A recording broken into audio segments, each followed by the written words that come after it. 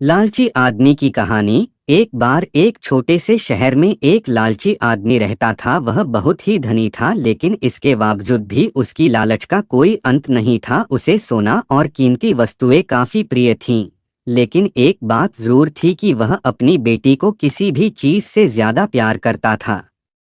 एक दिन उसे एक परी दिखाई दी। जब वो उसके पास आया तो उसने देखा कि पेड़ की कुछ शाखाओं में परी के बाल फंस गए थे। उसने उसकी मदद की और परी उन शाखाओं से आज़ाद हो गई। लेकिन जैसे जैसे उसका लालच हावी हुआ, उसने महसूस किया कि उसके इस मदद के बदले में एक इच्छा मांगकर, उसकी मदद करके, वो आसानी से अमीर बन सकता है।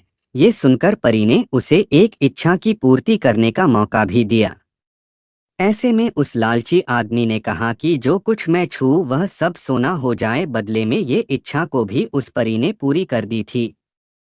जब उसकी इच्छा पूर्ण हो गई तब वो लालची आदमी अपनी पत्नी और बेटी को अपनी इच्छा के बारे में बताने के लिए घर भागा। उसने हर समय पत्थरों और कंकड़ को छूते हुए और उन्हें सोने में परिवर्तित होते देखा, जिसे देखकर वो बहुत ही खुश भी हुआ।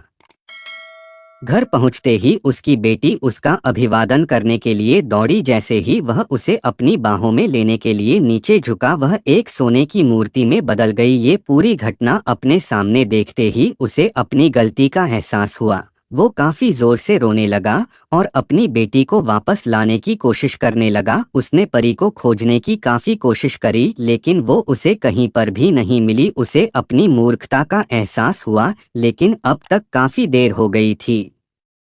सीख। इस कहानी से हमें ये सीख मिलती है कि लालच हमेशा पतन की ओर ले जाता है। जरूरत से ज्यादा लालच करना हमें हमेशा दुख प्रदान करता है।